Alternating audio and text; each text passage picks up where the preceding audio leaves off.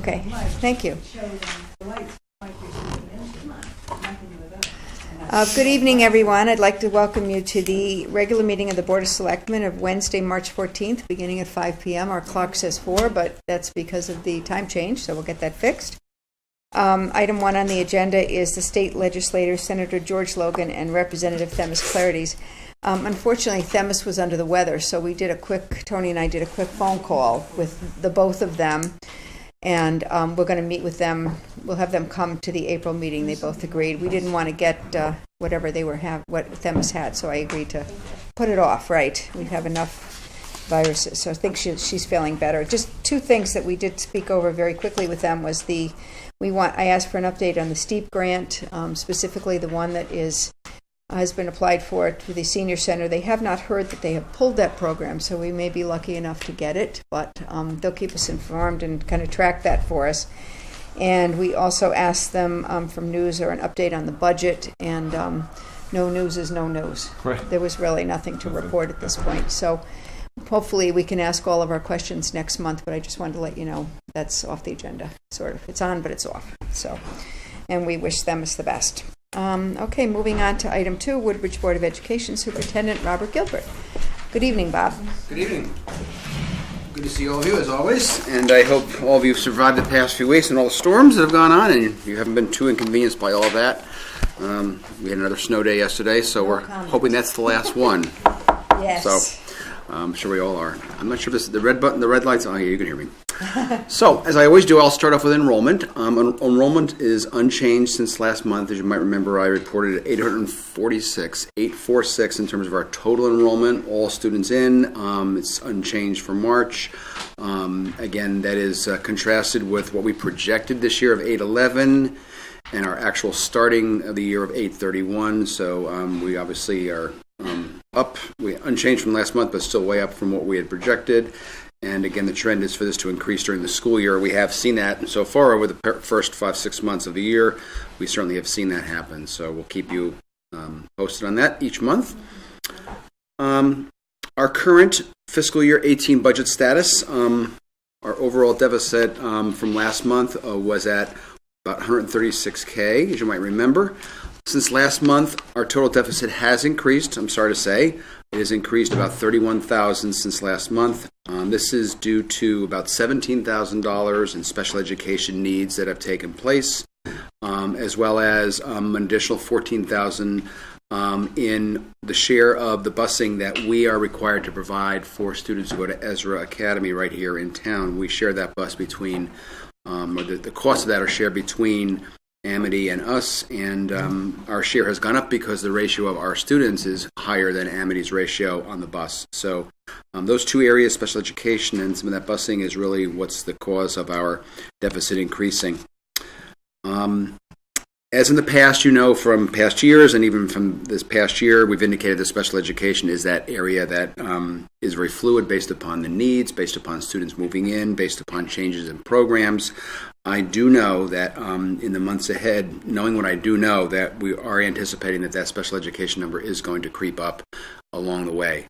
So I just want you to I can't give you specifics at this point because some of those specifics have not played out completely, but we monitor this. We do everything we can to keep to the least restrictive environment, students in the building and the services and being economical, but that number will be going up a little bit as I anticipate at this point.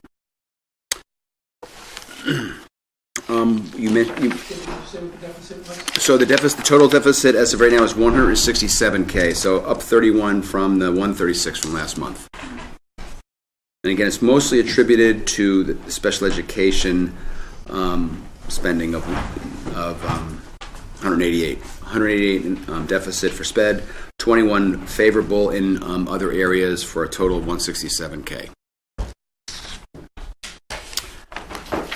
You might remember that I had mentioned last month that we have hired a new special services director, Cheryl Mammon, and Cheryl started this week, so we're glad to have her on board and to get her going and to overseeing that department and all of the things that she's responsible for. We had a very successful Read Across America, or Dr. Seuss Day, if you'd like to call it that, on March 1st. Many of you were there to help us out and to come in and to stress the importance of literacy and reading. Our students loved having you here. They benefited greatly. We had a very large and distinguished group of guests this year, and just want to say thank you again for being part of that. That's an annual event that is very important to our kids, and great to have a great community share of people, community members, leaders such as yourself. I'm very, very happy to tell you that as of today, and this is related to our S-Wing pipe burst in December, as of today, all classes are now back to their original rooms. As I mentioned, staff and students have been phenomenal in this process, in this period of time. Parents have been very understanding. Everybody's back to their home room, which is great. It's been a long time. It seems long. Yesterday, we had our 7th snow day. Our last day of school at Beecher Road is Tuesday, June 19th. And even though we're still trying to get out of that mindset, we are looking at summer, and summer programming information has already been rolled out. We brought all that information to parents as of this past Friday in the principal's newsletter. Information, it's really one-stop shopping, all the information for summer enrichment, extended day, recreation, as well as some of our other programs for special education and intervention. And that's it for my report this month. Thank you. Anyone have any questions? Hi, Joe. All right, thank you very much. Thanks very much. See you soon. Just get rid of that snow for next week. Yeah, you got that? Okay, good. Okay, thank you. Yep, I just figured it would maybe be helpful just to kind of quantify and put it in print. So, yep, thank you very much. Now we move on to item 3, which is the first Selectmen's report, and I have a lot. I'm sorry, but I'm going to keep you in the loop. We've had our share of winter storms, and hopefully we're done for the year. I just want to take a moment to thank all of our volunteer firefighters, our police, our public works employees, and all the employees at Town Hall for all they've done for the residents of Woodbridge. I've received several letters praising the work of these dedicated individuals, especially our volunteers, some of whom were on the roads for almost 36 hours. Public Works and Police Department and Fire Department all work so well together, and they're not here, but I want to give them a round of applause. So thank you. Hopefully they're watching. Thank you. On the other side, I also received many calls and emails from residents concerned about trees and tree limbs falling on wires and blocking roads. Admittedly, it was an amazing time with the storm and the wind and everything else, but everybody did call in, and about the responsiveness of the utility companies, which is electric and cable, not just the electric companies. We did post a direct link on the homepage of the town's website to facilitate residents who wanted to file complaints with PURA, which is the Connecticut's Public Utility Regulatory Authority. And I think it's still up there, so you can do a form online, which is kind of helpful. Because of all the calls I got, I'm planning to convene a meeting with representatives from UI, our fire chief, our police chief, and other town staff members who were directly involved in managing the town's response during major storms as it happened and going forward. I want to conduct a sort of, it's a nurse term, post-mortem examination of how things went. I hope to acknowledge the things we did well and also make improvements to our process so we can be positioned to best serve the residents of Woodbridge in the future. On a related note, I want to highlight for everyone that our microgrid project is complete, was up and running during these recent storms, a ribbon cutting event. There's a pink piece of paper here, pink paper, is now planned for March 29th at 1 p.m. at the Woodbridge Town Center. The specific location at the Town Center will be determined, but if you're interested in coming, and there'll be some dignitaries. I believe the governor has been invited and other folks, so please join us on that day if you can. It's a wonderful thing, and it's a big thing. Just an update on the public opinion survey. By the extended deadline, we had just over 850 completed surveys. That represents slightly more than 26% of the surveys mailed out, and the statistical analysis team at Amity High School reports that this is a very good response rate for a survey of this kind, and they have begun processing the surveys, tabulating the data, and analyzing the results. Once the analysis is completed, the next step of the plan is for the Board of Selectmen to receive a report and presentation. We have tentatively been scheduled this for April 11th Board of Selectmen meeting.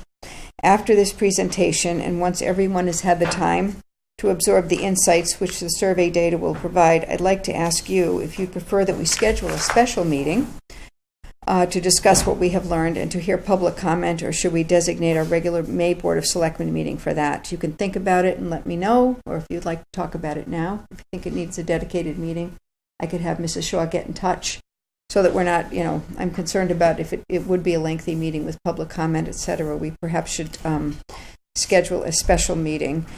We sometimes save the fourth Wednesday of the month, which would be actually April 25th. Since we sometimes hold that date for a special second month meeting. So maybe we can reach out if you think that would be a good idea to do a special meeting for that. Sure. Okay. I'm okay with that. Okay. So we'll get back to you, and Mrs. Shaw will check that out. Okay. And, okay, so we'll handle that, and you'll hear from her. Thank you. We've also discussed having a meeting to discuss budget development for FY 19 and 20 in late May, and I haven't forgotten. So, again, I'd like to ask if you'd like to hold the fourth Monday in May for that, which would be May 23rd, I think. So, how does that sound? We'll try to get these dates for you, just so we begin our budget discussions. As soon as the annual town meeting is over, then we start drill down. So we do it ahead of time this year instead of doing it in August or September when we've already sent out the packets to the town departments. So, right, Joe? Good idea, right? Fine idea. You better be there. Okay, thank you. Okay. So I'll have Mrs. Shaw get back to you with those dates and just confirm that everyone can make it. Thank you. At the February 27th Town and Plan and Zoning Commission public information meeting regarding the draft zoning regulation updates, I spoke and was very careful to express my appreciation to the members of the commission for all the effort they have put in to improve our town zoning regulations. In my comments, I spoke about my own experience in this neighborhood, as I have family members, my elderly mom and brother, who live on Lucy Street. How I'm there every day checking on them, and the traffic is very congested in this area, and that certainly impacts the quality of life there for them. I respectfully ask that the Town Plan and Zoning Commission take its time and carefully listen to the public input they're receiving. There were over 100 people at that meeting that evening. My hope is that some of the contemplated changes might be discussed further. I also want to be clear that in my conversations with the chairman, I urged him to take into consideration the initiative that the Board of Selectmen has engaged CERC to complete for us, the analysis of our grand list, comparison to other similar towns, and a thorough look at our town's fiscal health. We expect that CERC's work will provide insight and ideas for how best to develop our grand list, encourage economic development, especially in our business district, while keeping in mind that what makes Woodbridge a great place to live and raise a family in every neighborhood of our town, not just that neighborhood. So we hope we can come together and work this out. And again, we're expecting CERC's analysis to be ready in late summer, and I think it would be ideal to adjust any timeline for further discussion of major zoning regulation changes to allow this input to be considered. Now for a brief budget update. Due to the winter storm last week, the Board of Finance meeting to take action on the proposed budget FY19 will take place tomorrow evening at the Board of Finance's regular meeting. The plan for a serenity garden at our animal shelter was approved at the inland wetland meeting, and the work has begun to prepare the area. I'd also like to let you know about a few constituent meetings I've had this past month. I met with Kathy Barkin and also Sharon DeCat, all of whom are interested in helping to beautify our town. Kathy has volunteered to take the lead in reinvigorating our town's Red Litter Day celebration of Earth Day, on Earth Day. Stay tuned for more details, but it will take place on April 22nd, as Kathy and her team work with Betsy and Sheila to plan this event and arrange for our Public Works Department's support. This will be a great way to show how much we care about our town, and I'd like to encourage everyone to take part. I'm kind of hoping maybe the Board of Selectmen would form a team on Sunday, April 22nd. I'm willing to chair it. I'll do it with you guys, and they'll give us a small section of town to go clean up. So if you'd like to join me on the day, I'll either be doing it by myself or with a few of you. So gloves and boots, and off we go. Yeah. Well, you put up or you shut up. So I'm going to put up. Anyway, I think it's a wonderful idea. So just let me know. Give me a buzz, but put it on your calendar.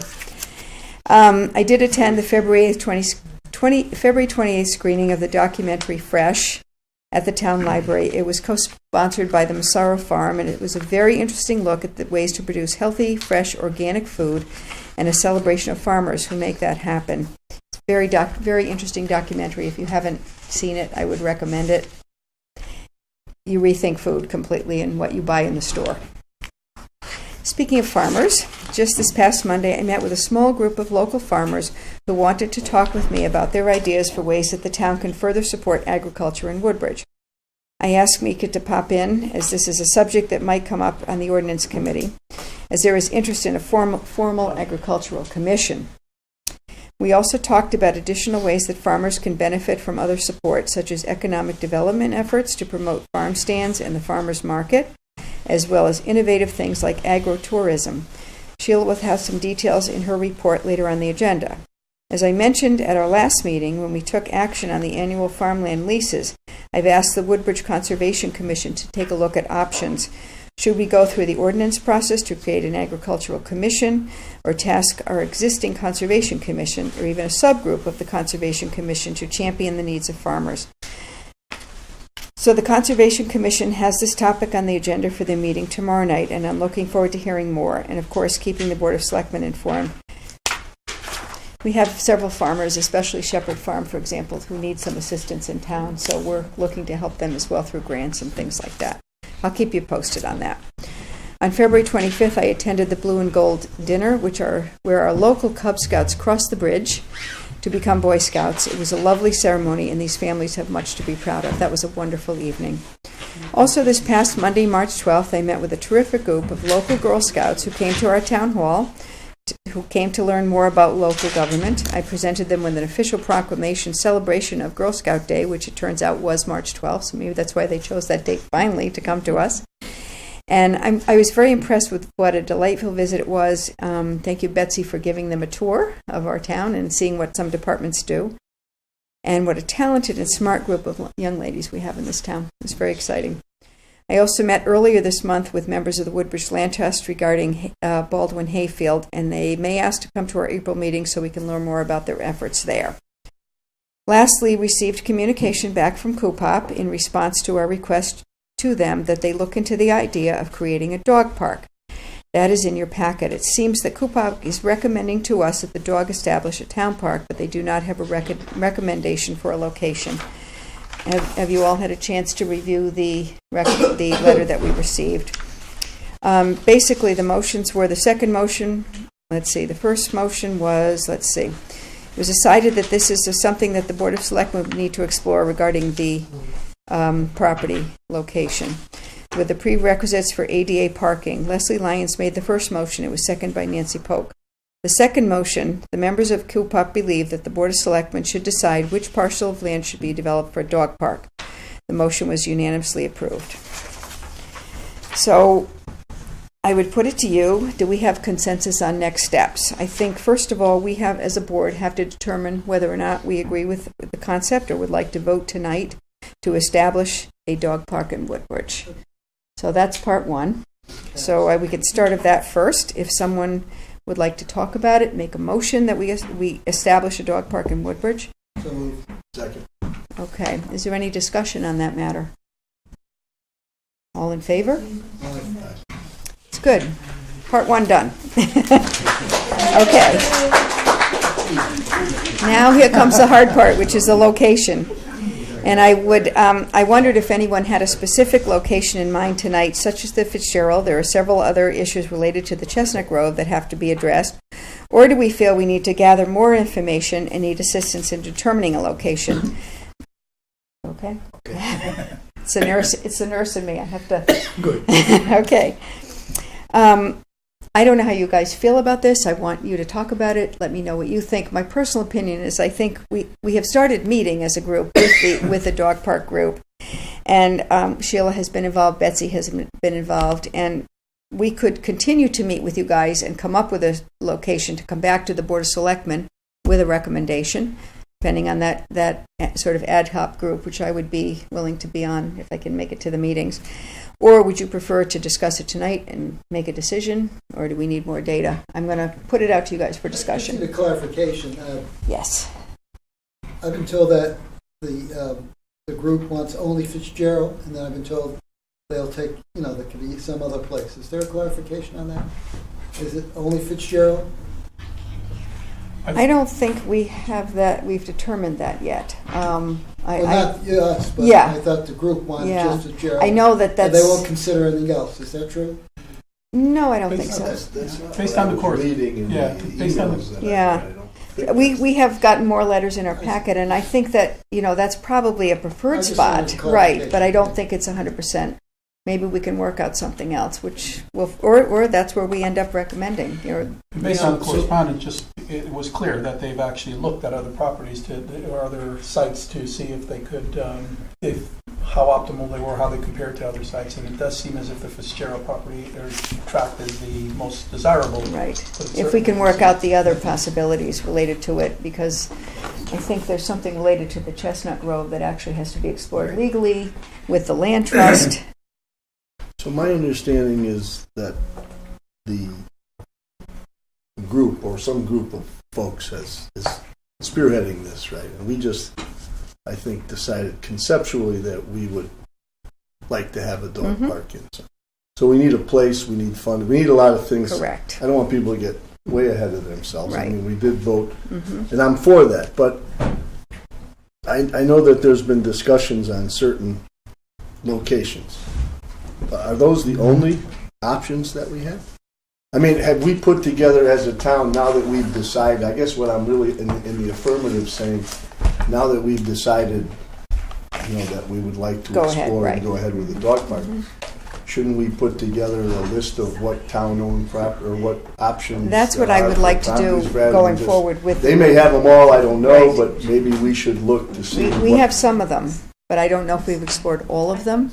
And I think would be, my personal opinion is that would be a good idea to continue that work with this group, quick, fast, and in a hurry, I mean, now that we we've know what agreed to go properties forward. are town-owned properties, right? Right. So we should have a list of those. Right, yeah. And that would be our We finite. could come up with a big list and, and review them all. Well, I think we should start with the whole list. And then we Right, can that's what I come mean by the down big to- list, exactly, right, yeah. and it Every may- single So spot. at the COOP meeting, can't remember, a list was given out of all the open spaces and property that the town owns.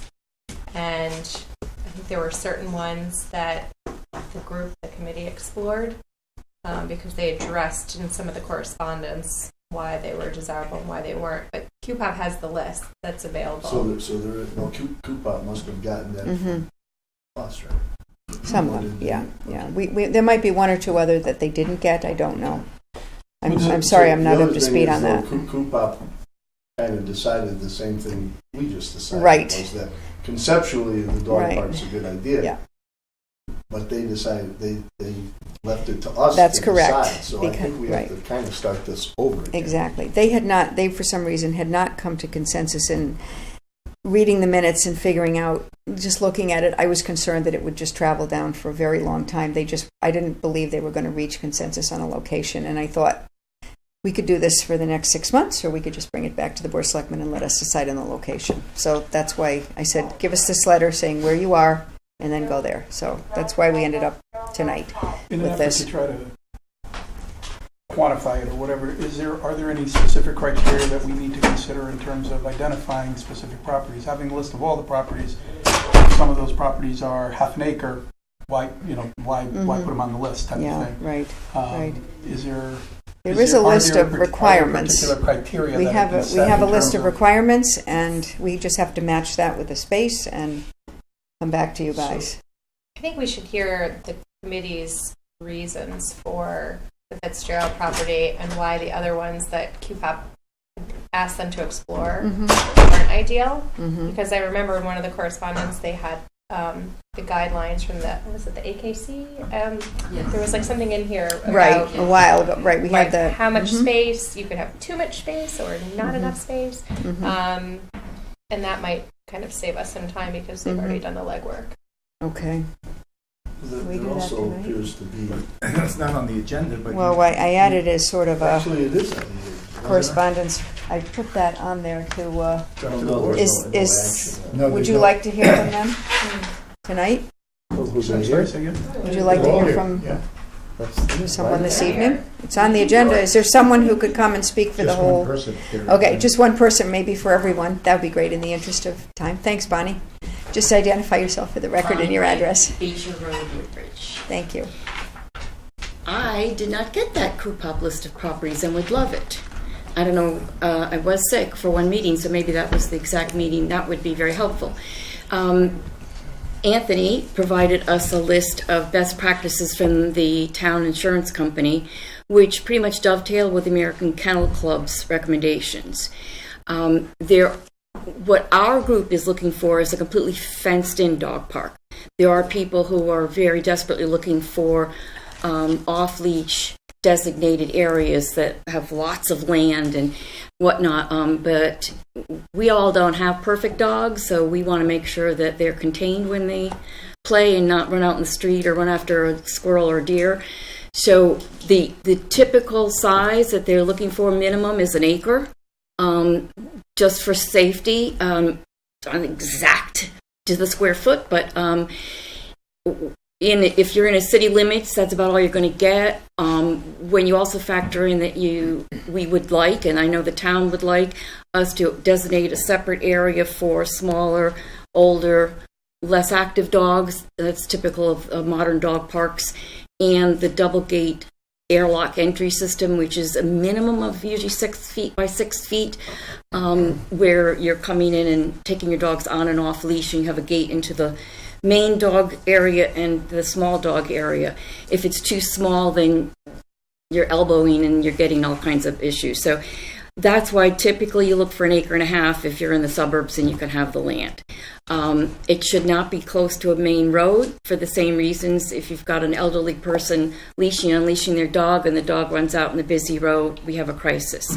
It should not be immediately adjacent to a playground or a ball field, because some children are afraid of dogs and it's not fair to them. Those are the not twos. The twos are that dog parks have become the primary social gathering place in communities across America. They're the one place you can go to 7 days a week, 365 days a year, and not look like some kind of wacko if you don't have children with you. So we not all can hang out at playgrounds anymore. So for our town in particular, over half of us are over 55. So we would like our own little park, and it's a place for social gathering. A lot of people would go there even without dogs, just because where else are you going to go on a cold Sunday in a snowstorm to find Woodbridge residents? So that's a lot of it is social. Have I missed anything? Better dogs. Yeah. Well, better dogs, yes. That's responsible pet owners. So yes, it does promote a better pet owners. A well-exercised dog is a better behaved dog, and they're less likely to knock the elderly owners over or other people walking or jogging or in strollers. The reason why we have primarily focused on Fitzgerald is because it's just logical. That's where most dog people, walkers already are. And there are more people walking dogs at Fitzgerald than any other activity, more than gardeners, more than just walkers, hikers, joggers, whatever. Dog owners are the primary presence at Fitzgerald. So it's just, why take a round peg and stick it in a square hole? You fit the dog park where it's already the natural environment. People aren't going to be frazzled seeing a dog. Dogs are everywhere there. We just be containing them in a fenced-in area, and the more exercised they are, the nicer they will be, less aggravating. Do you have any questions for me? Are you familiar with the Guilford Dog Park, which is fairly new? I personally am not. I've been to... Is that completely fenced in?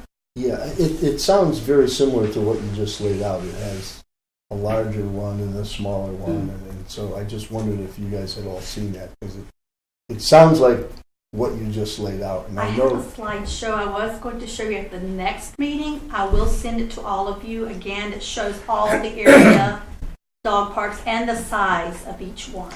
Yeah, we did try to send it out, and I guess when you tried to open it up, it was black. It was through YouTube, and it's Blank. putting Oh. unnecessary stuff Yeah. up, so I Yeah. decided to do it a different Yeah, it's way. No like worries. when your Well, we kid tried. when your kid goes and looks up Mickey Mouse on YouTube and you get weird things. We were getting weird things with the dog parks even. Gee. I said to her, oops, that wasn't very good. Okay. Any case, we've been to Naugatuck, just built one in the last 2 years, and it's over 5 acres. We don't need it to be that big. Hamden's the one that's been there forever. Shelton, we visited Shelton. We've gone around and visited the various ones to get. And right down in New Haven on St. Ronan Street, the most expensive neighborhood in all of New Haven, there's a dog park, and it's beautiful. It's natural. It functions just fine. It's probably about an acre. I honestly don't know. I couldn't. I'd have to look up exactly the size. I think New Haven has about 5 dog parks. They're spaced out by neighborhood. So that's why. And I just want to emphasize that for people who think that dog parks are something ugly, I just would ask them to go see Guilford or Naugatuck or St. Ronan Street, and there are parks and there's trees and there's grass and then there's dogs running around. That's it. There's nothing ugly about them. So I don't Mika see. has a question. So, quick question. Is there a timeline that you folks consider to be reasonable in terms of your desire to see this actually come to fruition? You have a sense of, if you're starting today with this particular process, how long from now do you see this? And I ask because if there may be properties that are town properties that are available but under lease and things of time frames that could be potentially, but they're, you gotta wait a year or something along those lines. There's a time issue with everything. In other words, if we picked a property that was undeveloped, then you've got site considerations, inland wetlands, zoning, all kinds of things, which, in any community is going to take time. If we initially thought the orchard was available, and we can't tell you how perfect that is because it's exactly 1.5 acres. It's easy access for people with mobility issues. It's already where everyone feels, that was the other thing, safety. People don't want to be stuck somewhere where there are no people. They want to know that if they fall, there's a human around. So if they're when you go to dog park, if you're the only one there, there's no one to play with. So there's never a time when you go to Fitzgerald where you're not going to find someone to be around. So we have to consider remoteness. But the timeline. So if the Board of Selectmen were willing to renegotiate the contract with the land trust on the orchard, we know that that's a 6-month deal because there's a 6-month termination of renegotiation. If the Board of Selectmen were willing to let us have another section of Fitzgerald, we know that there are haying leases on there that just started in March, so they end at the end of December. So, again, there's a time. If we went to the CCW, your guess is as good as mine how many years we would be before we're there. We just don't. There's a number of people who've been doing this for 16 years, and they've had their dogs die before they got a dog park, so they would just like it to be before the next generation of dogs died. How do we fund? What's the funding situation? We have no funding. Okay. Right. There's a lot of grants. Yeah. There's a number of really fantastic grants that you can get from foundations for developing a dog park, and a lot of pet stores and pet foods. So who's And we already have pledges of over $2,000 in pledges. We can't take any money because we don't have a site. But we just asked, generically speaking, would you be willing to pledge either annually or one time? And just an informal, we had them sign a piece of paper. We quickly came over $2,000. So is the contemplation that this is town funded or separately funded by this group or anybody else? I mean, This is up to the board. I mean, Okay. I haven't contemplated it either way. I think it's something We have to think talk about. spaces and Budgetary issues. logistics and all that. We Budgetary have to issues are understand clearly a how- problem how for it's us. getting funded, Right, you know. right, exactly.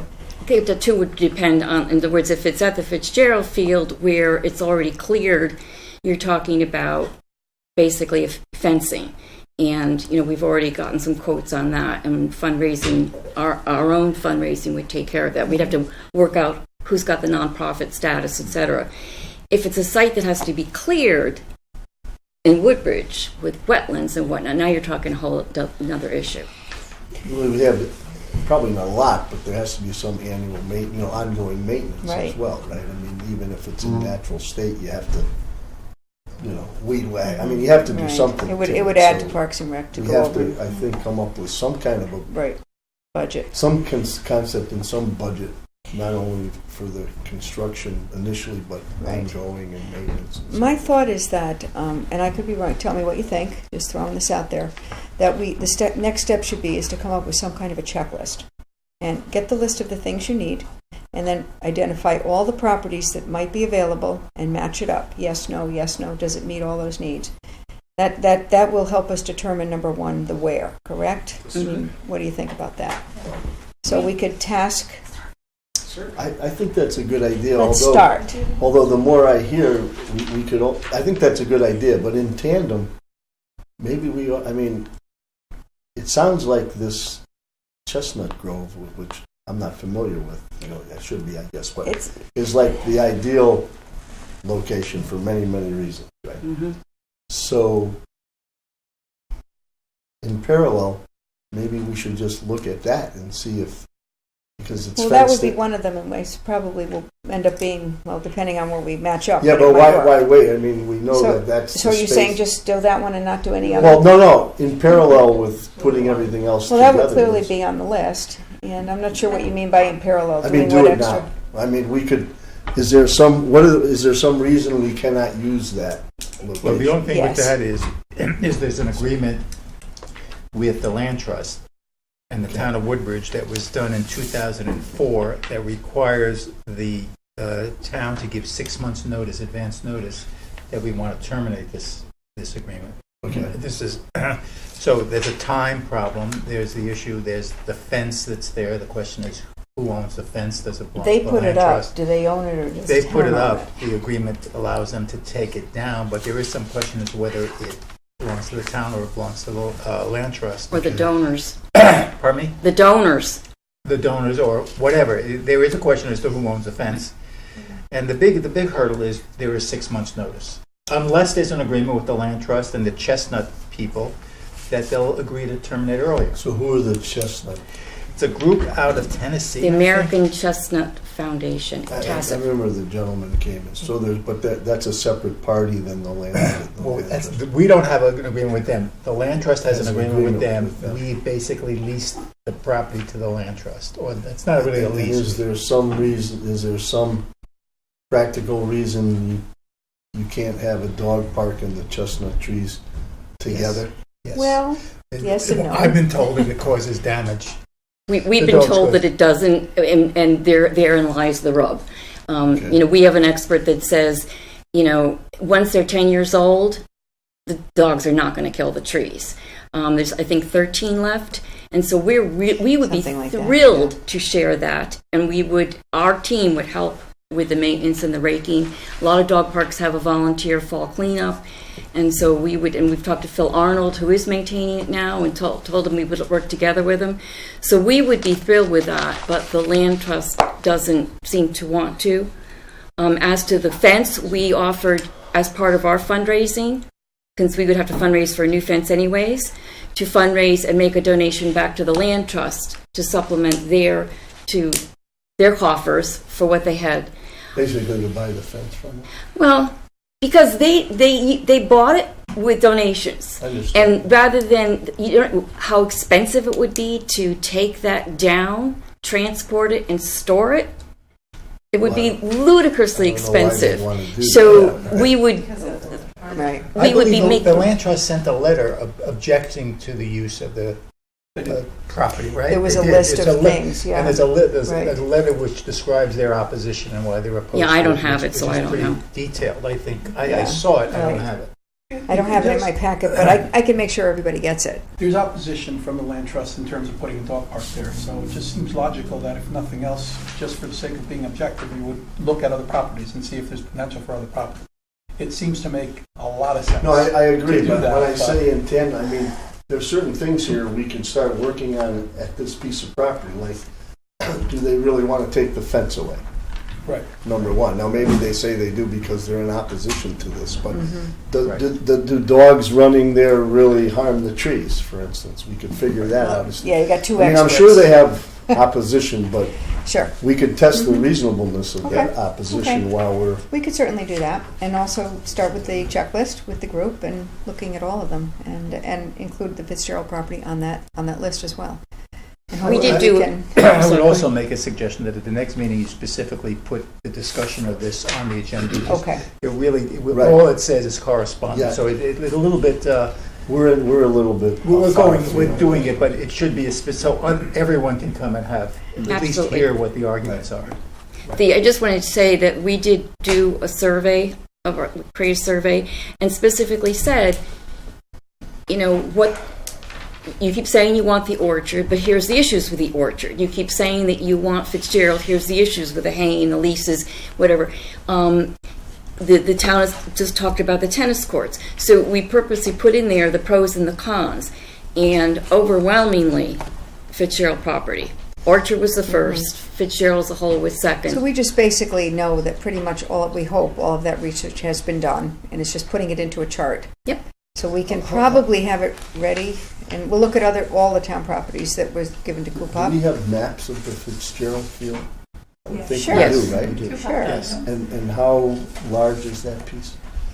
139 I altogether. knew you would know. But Sheila came up with a great thing. You can ask her. She's got the sections, the meadow section, this section, what's being hayed. So she's got So it. my recommendation is, because we probably went off a little bit too much than we should have done, why don't we have all of this data put together? We'll do the chart, we'll have it ready for you guys, hopefully next month, and unless we have any more snowstorms and I have to give up a day or two of my life. No. Anyway, we can have that all together. We'll put it on the agenda as an actual item, and maybe we can come to some kind of decision I think sooner Dave rather than Box- later. Do you have a ballpark figure for what it would cost to get a dog park established? It depends. In other words, if we use the orchard, that fence, as lovely as it is, and that was one of the most expensive fences in its time, because it's a field fence designed to keep deer and That'll have to be modified. So what you'd have to do is up 5 feet around. You'd have to reinforce it so that small heads don't go through. And that, just to reinforce it in today's dollars, is about $16,500. So if you were starting from scratch, it's probably double that. And that is including the double gate entry and separating out a smaller area. That's without extensive site work. Okay. All right. They could they could use the posts that are there, which of course are sturdy because they were whatever you call that, into the ground, secured into the ground. So you don't want something that's just surface mounted. You want it to withstand a box or landing on Yeah, it. and I know you would also ask the question about ADA compliance for this as well, and we could talk about that next month as well. Jerry will have a specific answer for you, so we'll just get it on the agenda as a regular item, and we'll. We have those stats on the ADA compliance. We have a lawyer who researched that and called them, so we do have that information. We can Okay. pass on to you. Yeah, you can pass it along. I saw that. She sends it along, but Jerry's the Right, town right, council, yeah, so I'm right. sure Okay. he So I can can take a look at it. get it. Good. I mean, Okay. Thank you, guys. the Fitzgerald property, a lot of our properties aren't ADA compliant. We want them as fast as we can, Okay, realistically. great. Okay, thank you so much. Thank you, and Jen, thank you. Thank you, Julie, and us too. Thank you. Thank you. Don't thank us yet, we're not done. We're trying. Okay, item 4 on the agenda is liaison reports. I don't have any, I'll start. Oh, okay, you'll start. Okay, go. All right. Thank you, Joe. David? Okay, Human Services, financial, their operating budget was adjusted downward by $2,000 to reflect decreased use of gas during the past year. The funding for the Small Cities Grant for the bathroom and the ramp construction have not yet been approved. I'm hoping that Tony has some update on that. There's $15,000 for design work for the center remodeling. The commission is anxious for funding for the renovation work. No steep grants have been funded for this year, and $150,000 from the building department budget for this work has been pushed back a year. We're hoping we get that steep grant. We asked Yeah. today. Of course, there was no answer, but we tried. The shelter was open for the first storm. Last week, one family without power was accommodated. Volunteers are needed for future shelter openings, especially male volunteers. There's going to be a training session held this Monday, March 19th at 6:30 p.m. in room 11 at the Center Building for people who wish to be trained to volunteer. In their programs, they had a heart health program, Wear Red Day, which was held February 14th for employees. Blood pressure checks and health tips were offered, as was remote tracking and recording of blood pressure.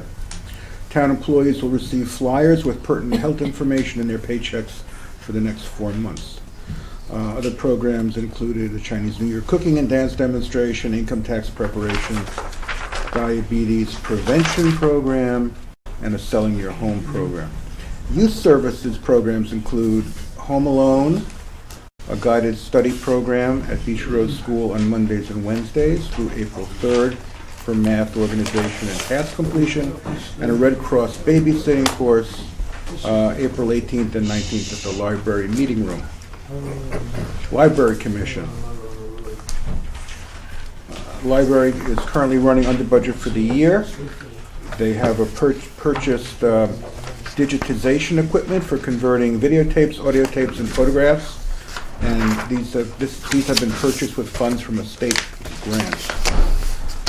They've also rewritten and approved a new policy for the use of the library with a spectrum of enforcement available. The policies for circulation and meeting room use were also updated. On property and maintenance, 99%. The LED replacement of existing lighting is 99% complete. They're still running on 2 boilers. They're hoping for a new boiler after July. An RFP for the HVAC goes out on March 19th, and that's to mitigate humidity problems. And they've hired a replacement page who is working out well. At Coop-Pop, the bulk of the meeting was public comment referred to the dog park. Most comments were supportive. Brian Pines, president of the Woodbridge Land Trust, supported the dog park, but noted that Woodbridge Land Trust had a contract with the American Chestnut Foundation, whose mission was the ongoing chestnut tree experiment on the Fitzgerald property and could not sanction a dual use for the site. Coop-Pop voted to support the need for a dog park, but voted to leave the choice of location to us. The Runners Club will begin trail cleanup at Newton Park this spring, and Sheila McCreven gave a presentation on the use of town website and Connecticut Sustainability Project. Thank you. You're welcome. Terry. First, I just want to thank everybody for the really thoughtful sympathy basket that you guys sent to my family. It's been I did a really it without rough asking. past couple of months. From the board. Yes, from the Mrs. board. Shaw took care of that for us. Thank And I you. saw that. Thank you, Jerry.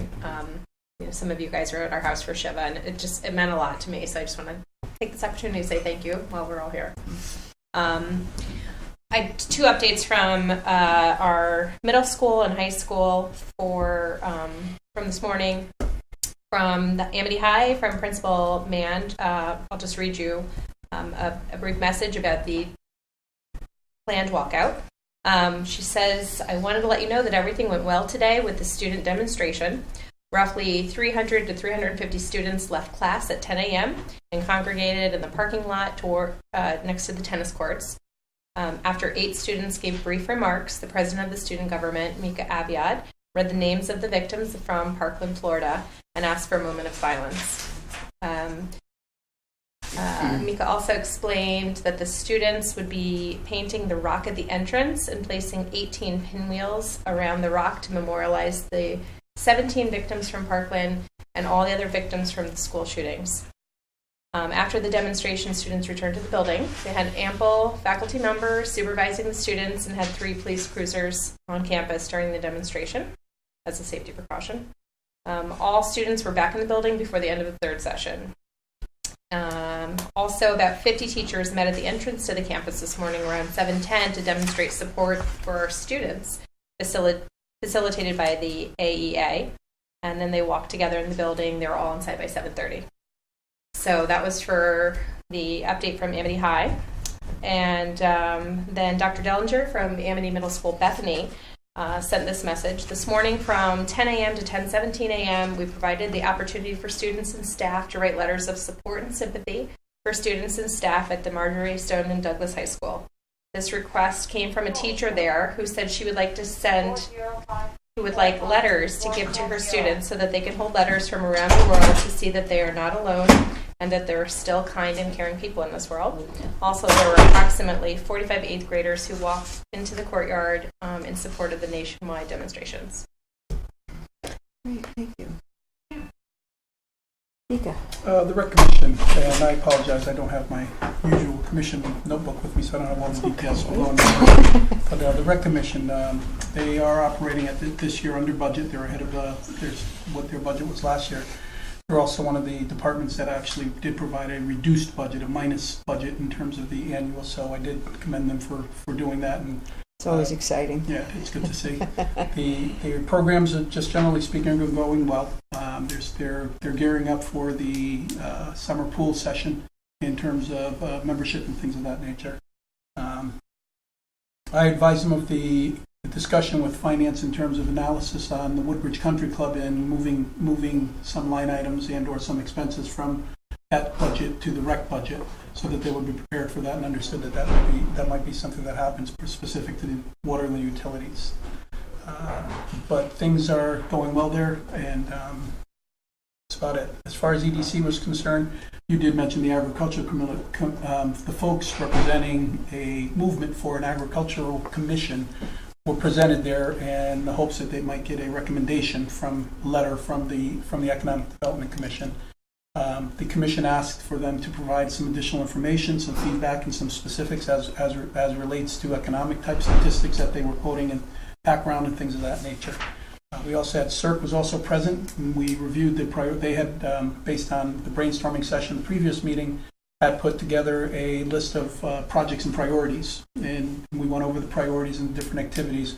One of the leading of which is the Exit 59 work that's being done and to be scheduled coming this spring, and the implication that'll have on the businesses, and possibly setting up some sort of a breakfast or some sort of a session where we could announce to the businesses in that area exactly what's happening, so people know what's going on, as it will probably impact in that area significantly. I also attended the GATV, Government Access Television Commission, and they did a general technology review. They also identified what funding was still available from their grants for different supplies and technology.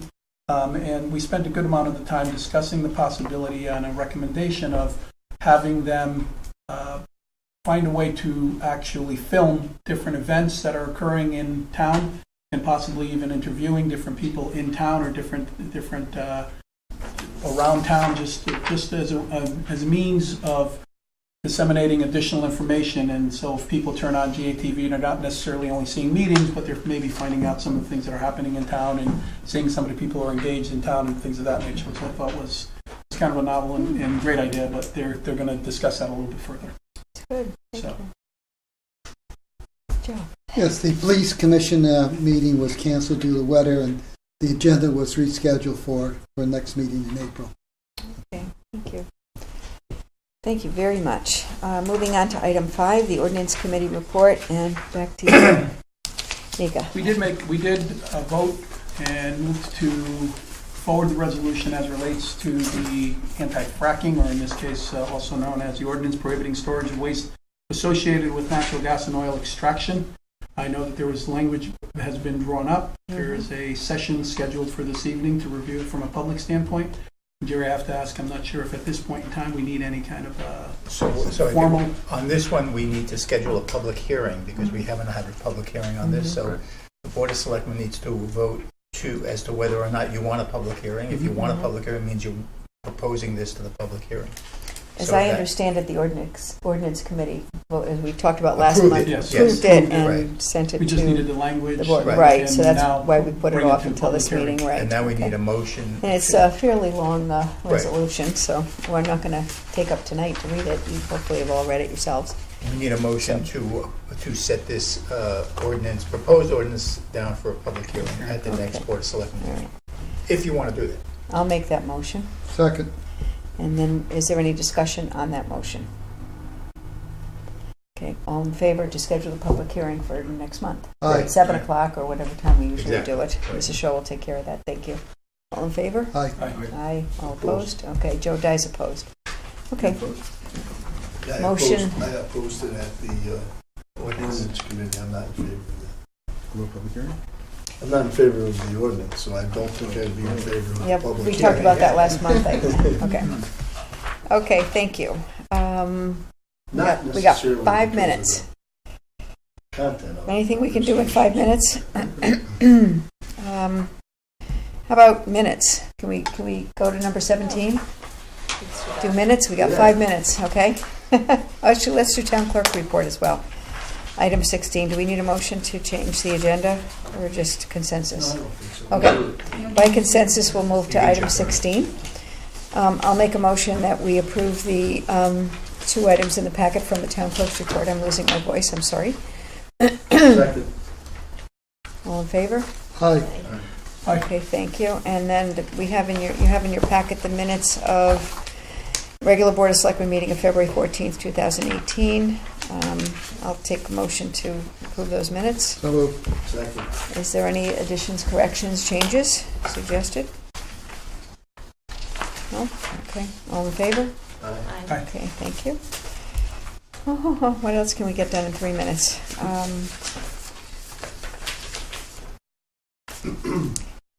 Tom Luciani is not here. National Day of Prayer, number 7.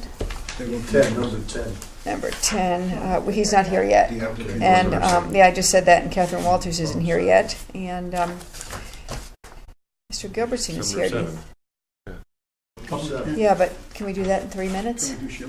Or you don't have to start at 6, you can start a little after 6 o'clock. It's all right? Oh, yeah, Okay. yeah, As long yeah, as it's yeah. after. All As long right. as it's after. Okay, I don't want to violate. Want to come up, Mr. Gilbertson? We'll by consensus, go with number 7. Thanks.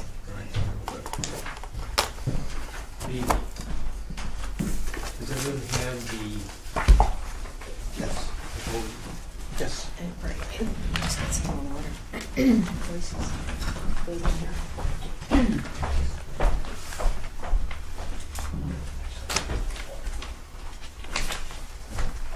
You want a copy?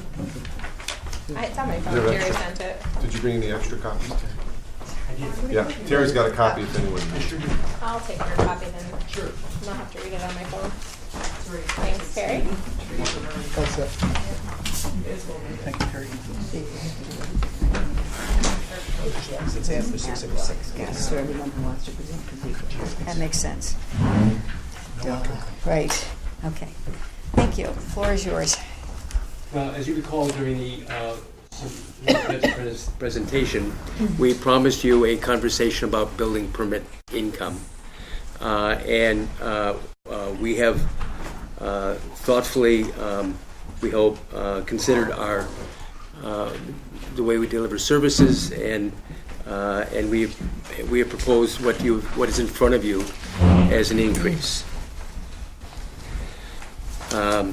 Unless you want me to read it, but the long short of it is that we, in 2010, we last adjusted our permit revenue or our permit cost at the present fee of $30 for the first $1,000 and $15 for the additional $1,000 after that.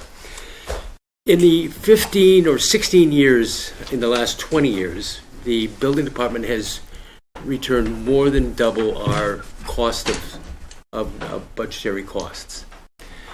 We were doing at that time 20 houses a year, we were doing 25 houses a year, and now we're doing 2 or 3. I do have some hope for this coming year, by the way. There's a number of plans that I've had to see, so I think we're on the mend with that. But the last several years we have not brought in enough income to support the budget of our department. The Connecticut regulation authorizes the municipality to do so, and we would encourage that you would. I would encourage you to adopt a fee schedule that puts everything in balance. The theory is as I've stated here, that the intent of building permit fees is to provide the funding needed to support the proper operation of the building department without burdening the taxpayers who do not contemplate construction activity on their property. So, our considered proposal is to increase it to $50 for the first 1,000 and $20 for each 1,000 after that. We wanted to validate this notion, and so we applied the Consumer Price Index from 1949 to the present, and you'll find that at the bottom line would give us a larger fee than we are proposing. We also think that it's important to compare it to our neighbors and our colleagues. Our proposal would put us in the high above the median level of permit cost, and we're certainly not at the top, and we're certainly not the cheapest game in town. I don't think this means a great deal, by the way, because if somebody is not going to choose to build or not to build in Woodbridge based on the building permit fees, but I think it's a comparator that we can't ignore. We've chosen for a simple approach of building permit fees, as opposed to many communities have, not many, but some have very complicated fee structures where they have small fees for each individual task that they do, and frankly, the permit applicants are frustrated by communities who do that. It's, they'd rather have a single fee because they have to pay it all anyway. Why don't I make a motion then we'll have a discussion. I'll make the motion to get it started that we approve the proposed building permit fee structure as outlined by Mr. Goodwin this evening in your packet. Is there a second? Second. Okay, now we'll have a discussion, and hopefully if anyone has any questions, they can ask Terry. Yeah, so Terry, I'm all for raising these. I think I agree, but I just want to put in perspective. So as of this list, we would now be the second costliest town. Third. Well, then I'm not understanding how we do this then. Take me through that math, because I want to understand it. I think it's important to understand the first 1,000 versus the next thousands after that. Maybe I don't understand. Right. So a large predominance of our fees have a $1,000 or under. For example, a propane tank, a simple water heater.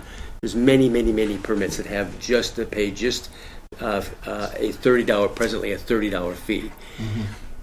We calculate that the cost of us producing that $30 permit from opening up the door, receiving their application, processing the permit, and delivering them an inspection costs more than $30.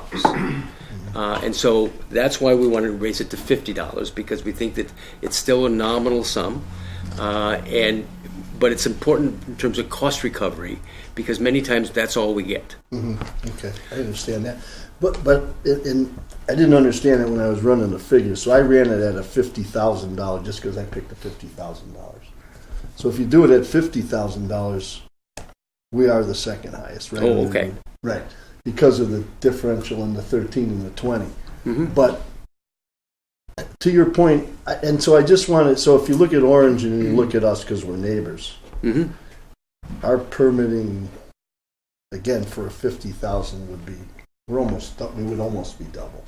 But it'd be like $500. So I mean, to your point, you don't think that someone's not going to build a substantial project in Woodbridge because the fees could be $2 or $3 or $4 or $500 more. I recall in 2010 there was one complaint. Okay, you've only been here, what, about 25 years? 20 years. And you've had one complaint? So No, when we last changed it in 2010, okay. when the present fee structure was enabled, we had one complaint. And we took them through this very same logic. Because I hear you on the small ones, but if you're building a house, for instance, or an addition, we are going to be significantly higher than these towns that you have put forth here. I don't know, because I'm not there on the lines. I mean, my thought is if someone's gonna build here, it's not gonna impact them that substantially not to build here, so. Well, I mean, I think But I that, just wanna throw I that. think to your point is that I think it's important to be cautious because we don't want to price ourselves out of having to be so expensive that people will not take out permits. So for instance, That again, right now is happening in 50K, New Haven, by Orange the would way. be $520 and we'd be $1,030.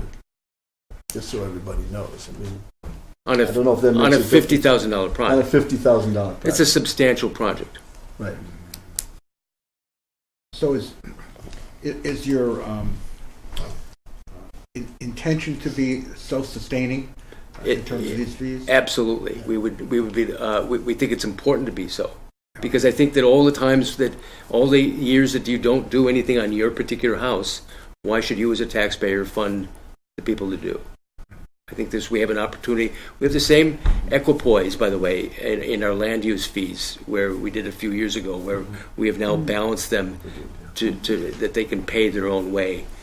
In terms of things, I think it's a point of equity. There isn't a lot of revenue opportunities for a small municipality. Mm-hmm. This is one. Any other questions for Terry? I just have one question. Is there any cap on any of these, or is it there's no limit as to how much they can incur if it's like a $5 million? Just There is no cap. okay. The theory behind, and some communities do, by the way, or they have a sliding scale as it goes up, Right. and there might be some fundamental fairness about that. However, we expend more energy with those more expensive projects. You know, we have to send somebody there more frequently.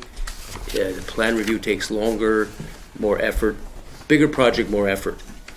At the same time, I think it's important for us to realize that we, as a small community, fund the other activities of the building department, of the staff of the building department, with this same revenue. It's odd for a building inspector to be also the zoning enforcement officer, which I am also. I know of one instance where in Connecticut, one other instance in Connecticut where the building inspector is also the inland wetlands enforcement officer. Just one. And he's not the zoning enforcement officer. So we kind of, take all the enforcement duties, but Woodbridge always has, by the way, since zoning, and since inland wetlands was started. You take all these enforcement tasks together and put them in one spot. And, for example, in Orange, they have a zoning enforcement officer that's not the building inspector. And there's another guy that part-time that does inland wetlands. They have an electrical inspector. So, it's a different kettle of fish. And it's very complicated to compare one community's budget versus tasks, because every municipality figures out how to do it their own way, it seems. Terry, you've been able to do the math in terms of what your calculations are, so you've got an average, because I did very much the same thing as Joe did in terms of, I happen to do $60,000 and just try to figure out in different communities what it was.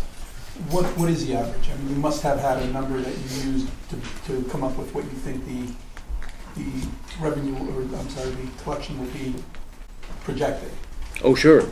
It's on the face of the sheet here.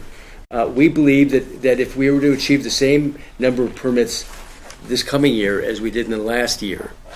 So what was the average of those permits? Well, I guess I can figure it out. So thank you. Never mind. Okay. You can do it. I can do the math there too.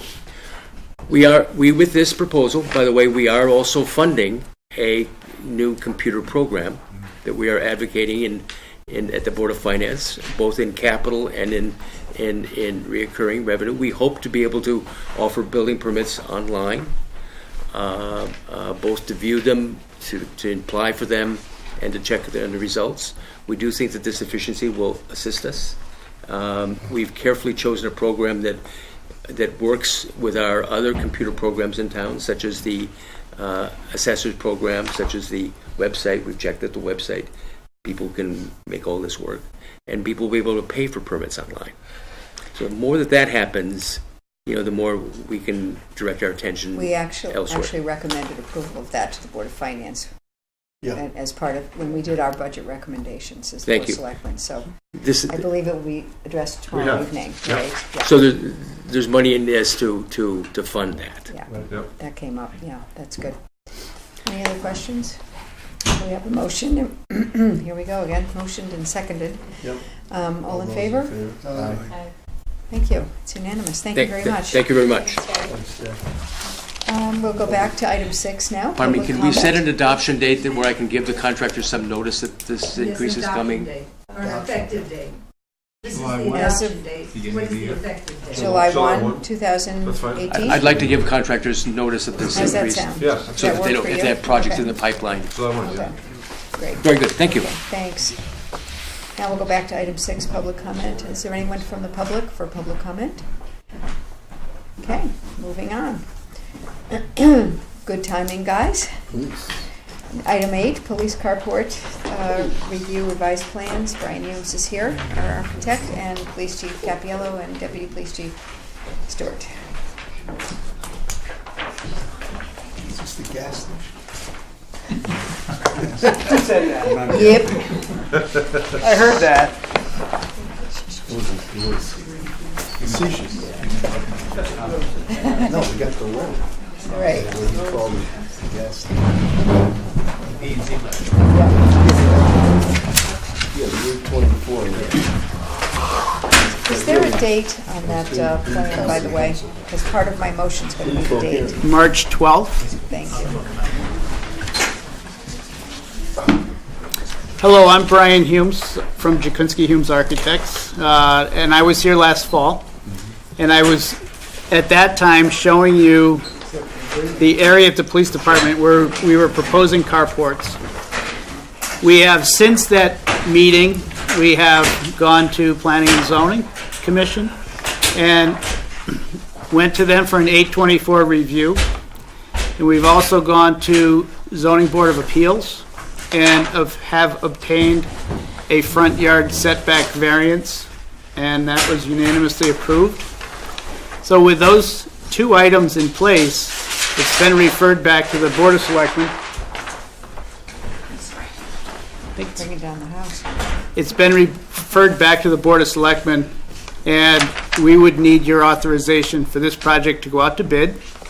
We would then coordinate a bid process, solicit bids from interested contractors. We would review those bids, make a recommendation back to the town, and then, after pricing's reviewed, have a contract signed and construction. We reviewed this project with the town and would anticipate, if we have approval to start the bid process, we could have these carports in place by the end of the summer. And it would be within the requirements of the grant. This funding for this was going to be through an available grant. And the grant funding extends through the end of the year. So the construction and installation of these carports would be within that grant timeline. Based on some comments from the 824 review, we have slightly revised the design of the carports. They're still, I say carports, there are two structures that are being proposed. One is for a 12-car carport in the main parking area, and then a secondary carport for 4 cars, which is closer to the entrance to the police department. We are looking to bid those and get pricing on both. We are going to ask the contractor to give us a price for the carport A and then a price for carport B, so you would have the ability to take one or both of the structures and determine that based on available funding. So some slight revisions that we've made based on the 824 review is we've provided a carport now with a hipped metal roof. So the hipped roof structure was a request of the 824 review. We had initially had a flat roof on this on the carports. The hipped metal roof is represented in the rendering at the same color that the roof is at the fire station. The kind of resembles a patinaed copper roof. So it would blend with the metal roof at the fire station that's already been established in this district. You also have some copper roofing on the old firehouse. So it has that same color that's already in your district. There would be some lighting within this carport, so they would have lighting that just for security reasons in both of the carports. But I think this represents what the final product would look like. I'm here for any questions. Is that the only change? This is the same location we talked about before. The locations have not changed. Because the 824 had suggested, I thought a location move as well. The 824 Moving it towards review the had building. suggested if we could put it against the building. Yeah. There are a couple reasons why that doesn't work. One of the reasons is you can see in the rendering up against the existing building, there's actually a berm that goes up against the existing building. Okay. If we were to eliminate that berm, we would expose footings and foundations and then have to underpin that structure. And you may not know this because we haven't gone out to bid, but you might have an idea of, is there going to be any increased cost to the budget based on this hipped roof, the metal versus the original roof? There would be a slight increase in the Slight. cost, yes. Okay, but not as significant. Not significant. 5%, 10%. 5%. Okay, as More Brian than that. discussed with us, Plan and Zoning performed a Section 824 review. I don't know if you guys have it in your packet. I have a copy of it. And Brian made his best effort to address most of the issues, except that the carport not be located in the middle of the parking lot for reasons he just stated. And the February 6th letter made certain design recommendations, which we hope that Brian has addressed for you this evening.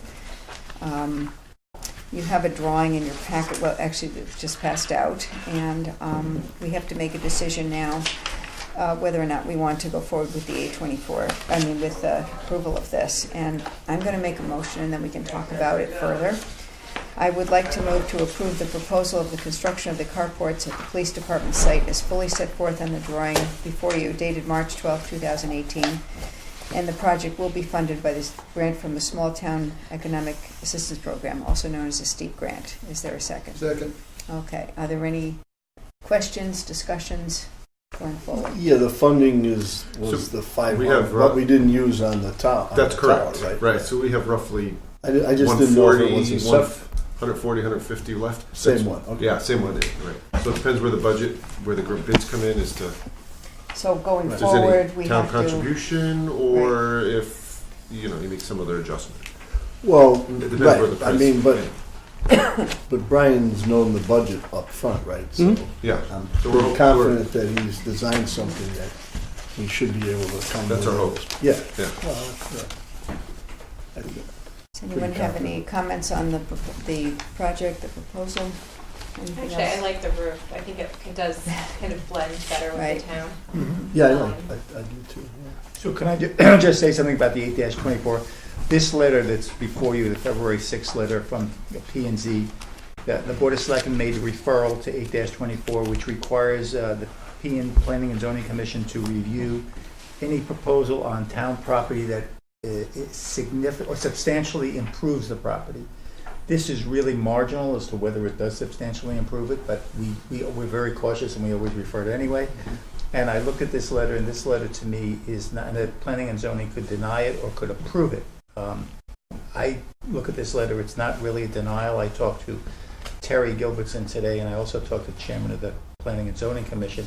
It's merely suggestions about what they would like for us to look at, and the architect has looked at the suggestions and taken some of the suggestions where appropriate and where you couldn't do it, you just didn't do it. So the Board of Selectmen always has the opportunity by a 2/3 vote to overrule a disapproval by the Planning and Zoning Commission. And by voting tonight, you're going to, I'm assuming it's going to be close to unanimous, or at least a 2/3 vote. So if this is construed to be a disapproval, there's a 2/3 vote to approve it, and we can always... Do we need to add that to the motion, though? I don't think or we just need by to. virtue of the vote itself? I think by the virtue of the vote overrides is going to that? be... And then there's a question as to whether we need to send it back, the revised plans back to planning and zoning for them to take a look at it and either approve or disapprove. And if they disapprove again, we can always have the 2/3 vote again. So the statute's a little bit complicated. I have it here if anybody wants to look at it.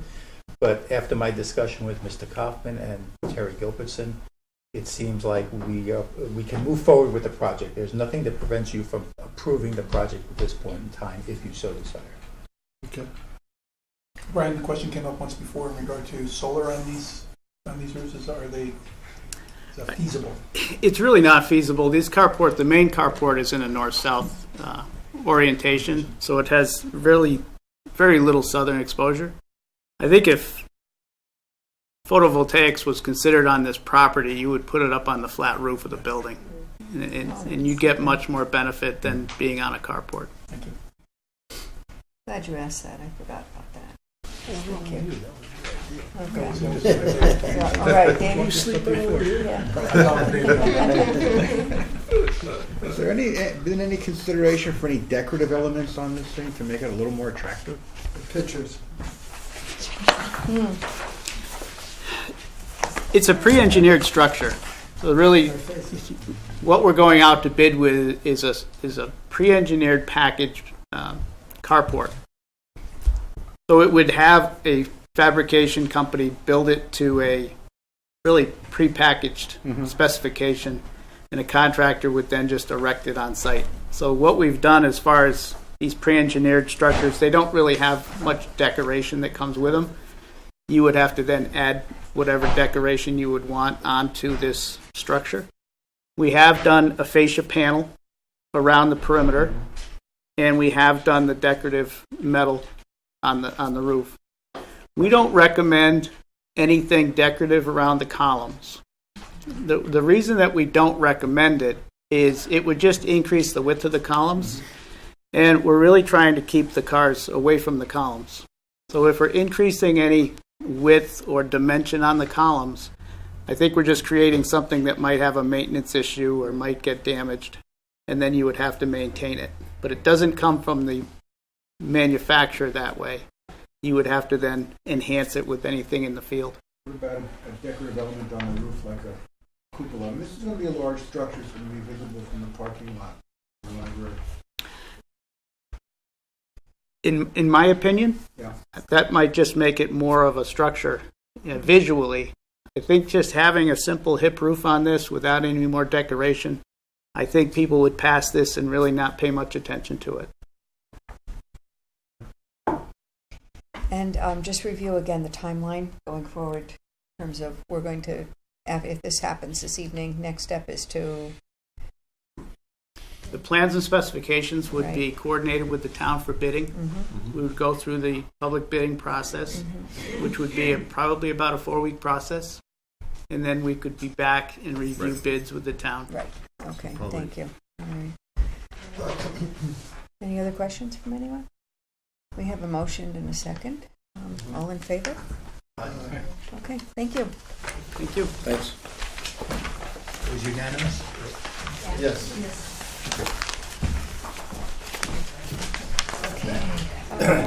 Now, we did public comment. Can't do the public hearing yet, correct? Public hearing Can't is do till what time? 7. Yeah, Okay, is anyone here from Troop 907? it does, it's much better, yeah. Is anyone here from Troop 907 yet? No? Okay. We'll go to item 10 then, which is, item 11, because I see Catherine here. The National Day of Prayer requests permission to use town property for the May 3rd, 2018 ceremony. Just for the record, if you could just state your name and address, that would be great. Thank you so much. And welcome. Good evening, I'm Larry Walters, along with Pat Bono, National Coordinator, Coordinator for the National Day of Prayer. My wife and son, we're here to ask the board's permission to use property on the front of the town hall near the Veterans Memorial area by the flagpole for the National Day of Prayer. Woodbridge joins every other town in the state holding a National Day of Prayer ceremony this year, and we've been doing it in Woodbridge for at least the last 10 years. This is the 67th year for the National Day of Prayer nationally, and it's was enacted into law by President Clinton. The ceremony will be on May 3rd at 12 noon, lasts about an hour. All we would need is about 25 chairs and a podium. And we would like to ask the board's permission for that for this year, again, like last year. Thank you. Does anyone have any questions? Where was that? Right out here? Yeah. Yeah. Outside. Yeah. Cheers. The new grass. We'll put you on the other side. New grass. Yeah, we have a big I saw the sign, keep off the walking in, grass. Keep off the grass. I'll be off the Yeah. grass. We'll be gentle. Okay. All right. Any questions? Okay. I'll make a motion that we approve use of the property described by Mr. Walters in his presentation to for May 3rd, 2018 at 12 noon for the National Day of Prayer for Woodbridge for about an hour. Is there a second? Any other questions or discussions? All Are in you favor? gonna need police presence there? Would you like police presence there? It might be a nice idea if there was an opportunity for that. Some If cost the for police that? had some So time. would, I don't expect a large it- crowd, but Depends if if they don't have anyone on duty that can do it, there would be a cost. Yeah. There will be a cost if there's no one on duty. Yes. Sorry. What day that's a is great May suggestion. Thank you. Okay, what day of the week? Is it Saturday? You'd have to It's a ask- Thursday, A Thursday? first Thursday in What May. time? 12 noon. Noon. We don't have police. No, I mean, I'm not sure if they're going to need If they're private tied duty. up. It's a private duty assignment, or if, Oh, I see. you know, We If could they're- find out if there Yep. is someone available. right. That'd be We can great. have that for you, but If I may just add Sure. something, we actually like to give honor to like the first responders. So your firemen are going to be invited. The police Okay. are going to be invited. Last year we had the chief and Oh, there you go. the next in line Okay. person. Plenty. They were That solves that. We're all set. You know, we would perfect. really. They will And you're all represent.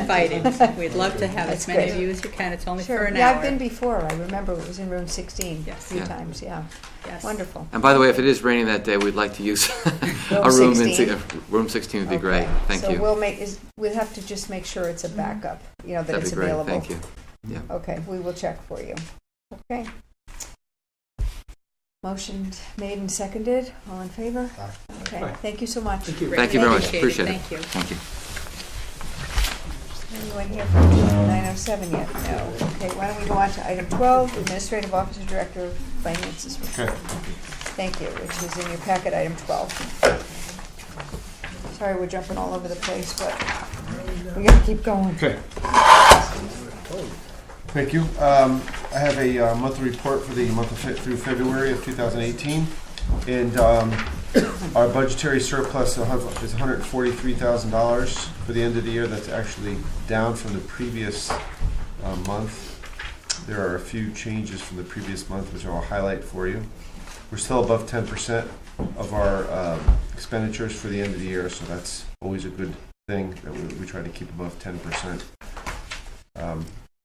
First, in revenues, some of the ones from last month are consistent with our interest income still doing well. Probably $100,000 surplus in that account. Our grants have stayed. There's been no new announcements from the state, so we'll probably have about $300,000 deficit in our grant account. The charge for services, we have a slight shortfall of about $50,000. This is primarily generated by a town clerk and rec fees are running behind schedule. So it's possible they will make up for it in the next few months. But at this point, I've projected that slight deficit in charge for services. And of course, we still have our Amity surplus of $561,000 from their FY17 operations. One of the major changes was mentioned earlier by Bob Gilbert, and that's the increase of the Woodbridge Board of Education deficit to $167,000 from $136,000.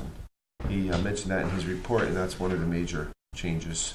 Basically, that and the shortfall in revenues for the chart departments. The Public Works, I wanted to mention Public Works. So right now, the this was as of the end of February. They had a deficit of $10,000 in overtime. One reason why we are very try not to use a contingency until later in the year is exactly what has happened over the past week, as we've had a lot of storms come through town, and so a storm could cost $20,000. Yeah, depending how long it is, depending when it is, if it's on weekends or Sundays. So we'll have some challenges to our contingency. I was going to transfer it this month, but because of what has recently happened, I want to wait till April. We should hopefully have the majority of our season passed. The other item that contingency's got about $185,000 in it, I think it is.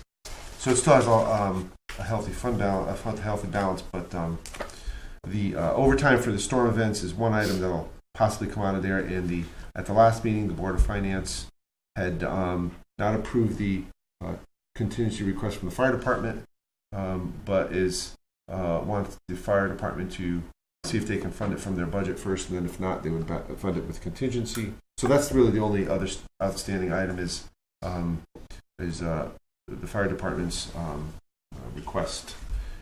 So we'll keep an eye on that. Like 30, roughly $30,000. So we have 185, 30, and then the storm. The storm, right? Correct. So we could, have some funds left over if we do. Historically, the Board of Finance has used that to fund capital projects from the following year's budget to help to lower the budget. So I would imagine that same practice would take place this year unless we have another 3 or 4 storms, which I hope we don't.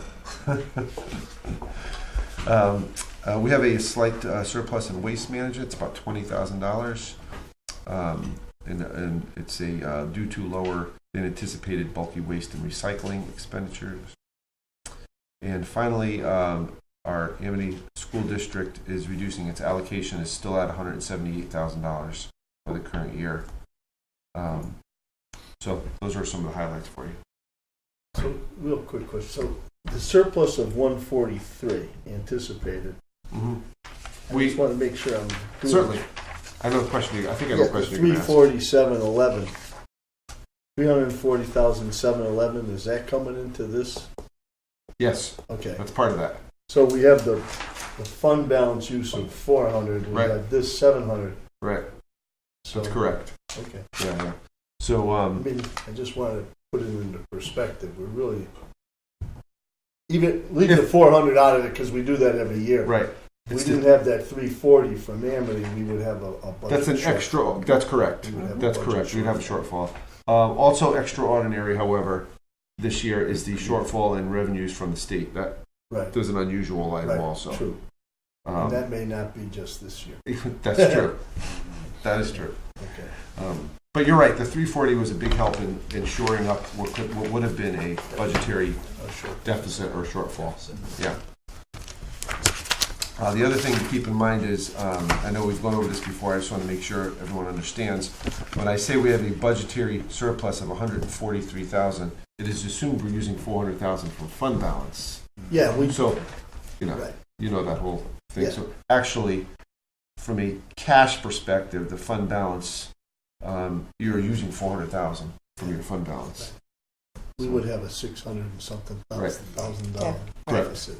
Yeah. That's correct. This year. If you didn't use that, right?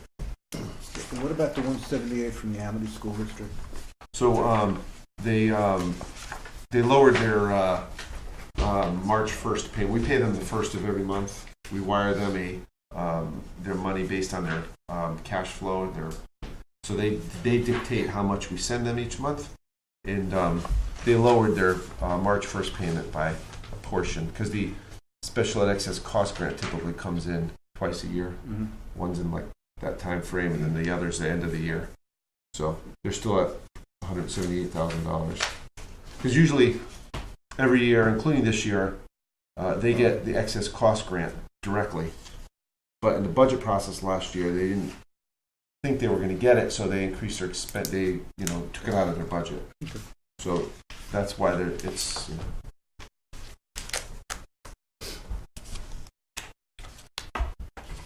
Those are my highlights. Okay, thank you. Any other questions for Tony on the monthly report?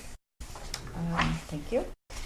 Item 12B, funding requests. There are no funding There are no requests this funding month. requests, okay. And item 12C, bid award for the catch basin cleaning. The catch basin cleaning, so Warren has done a research on this, and the Capital Region Council of Governments, of which we're able to use their bid results, we monitor their bid results, and this one was one that made sense for us, and that's to use their bid results for catch basin cleaning, which is $19.99 per basin.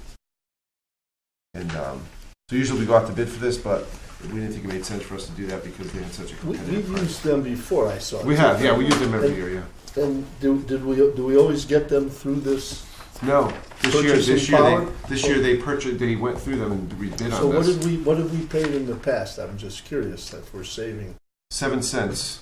It says that actually, if you see Warren's memo, it says they did this last year and it was 7 cents higher this year. Oh, 7 cents. Yeah, per basin. Okay. So they were at 1992, I think.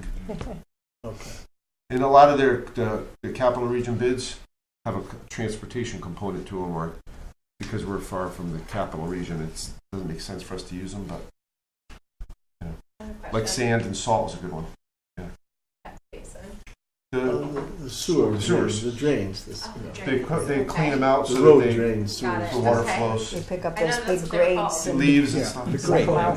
The grades. No, okay. Things you know about government to learn, right? Being on the board. That's Okay. fine.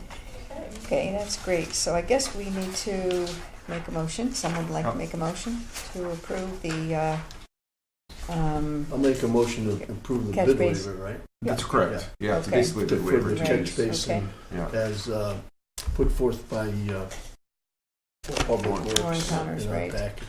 okay. Is there a second? Second. Thank you. Any other discussion on this? All in favor?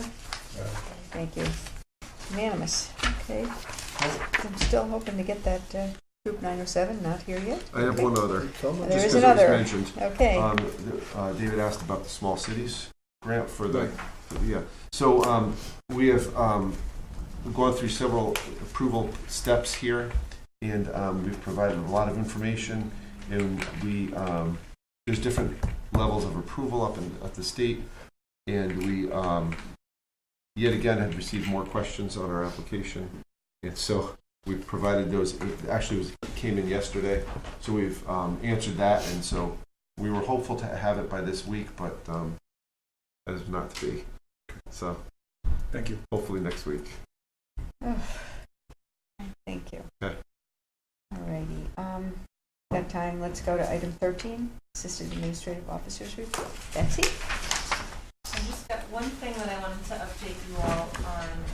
Under the previous board, CUPOC was asked to look into possibly creating a bench policy for standardizing benches that we have in public spaces around the town.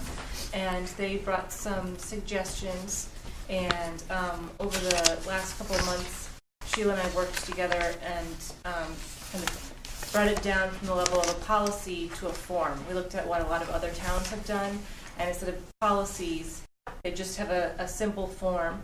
And so we've been working with Adam to figure out where it makes sense to have benches and approximately how many benches we should have at each location. And we've created this handy form that will soon be available on the website.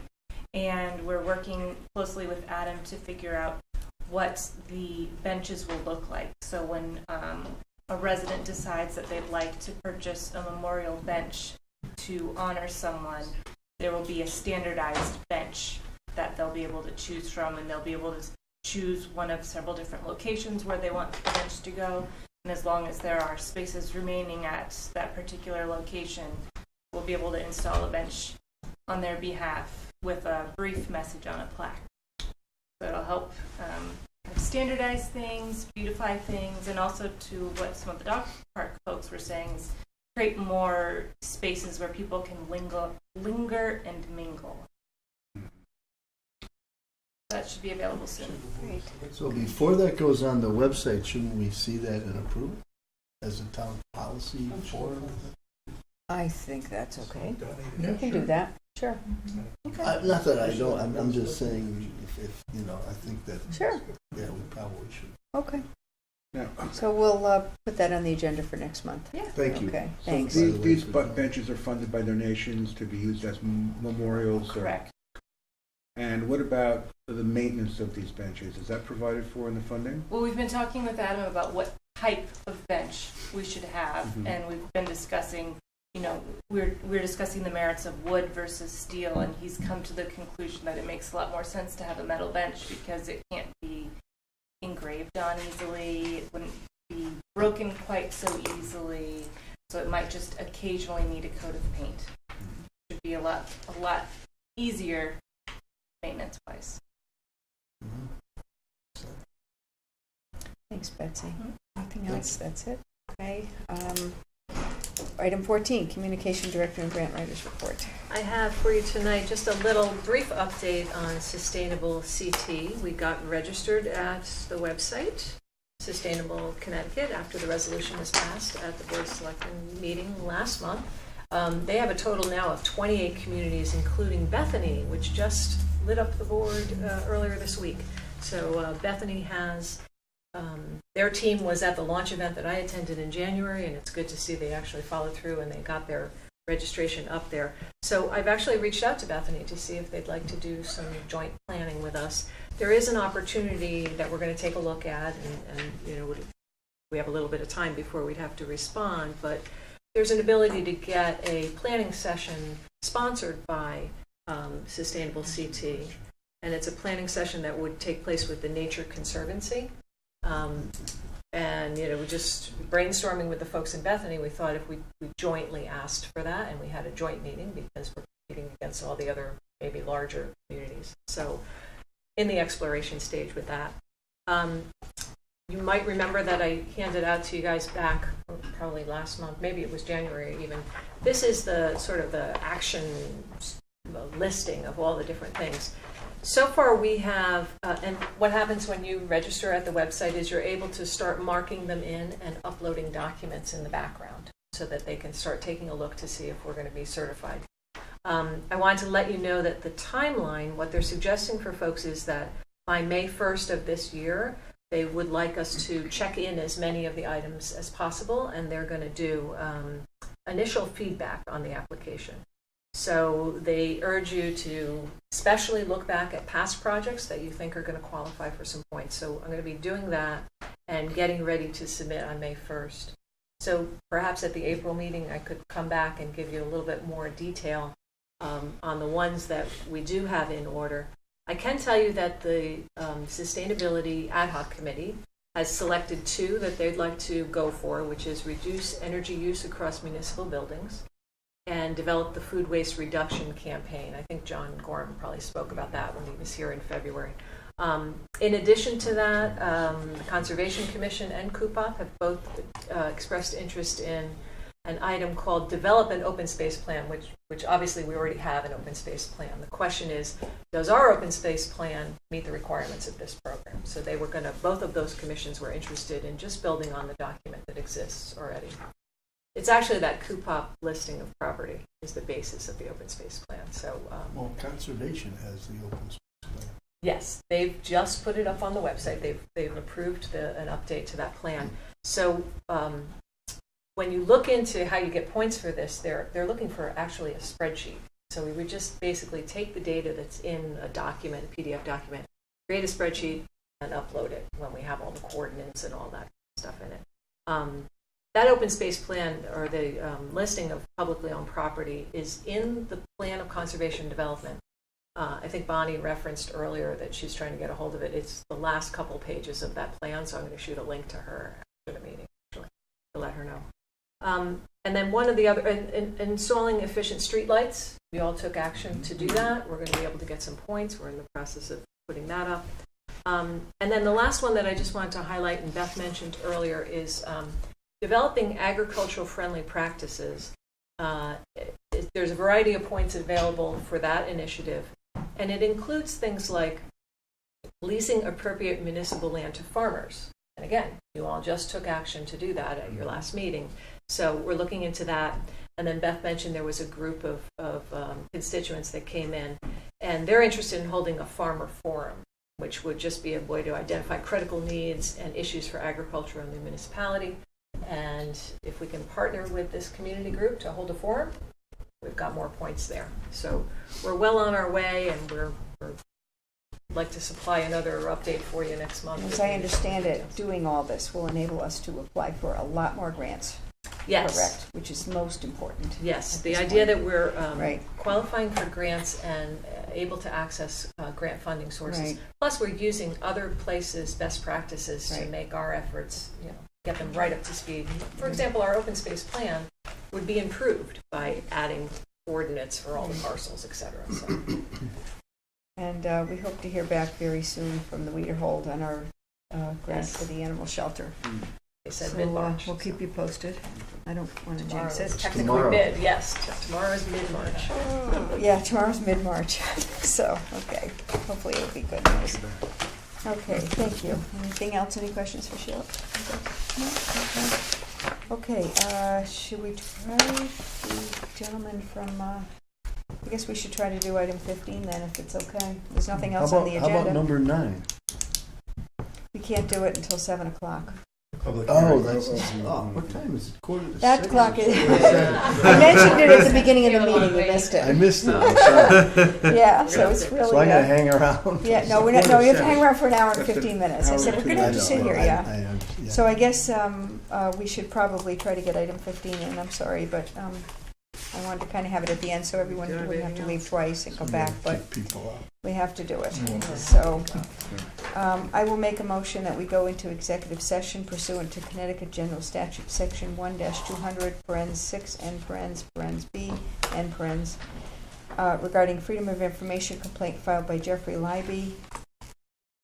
For a second? Second. And I would invite into the executive session Attorney Weiner. And I think that's it. Yeah, I Tony? think that's it. Tony? No? Let's see, I'm trying to think, Tony. Yes, but it's Okay. budget issues, yes. And Tony, too. okay. All right. Come on, there was an issue with Tom, they told me. I want to make sure we don't make a mistake.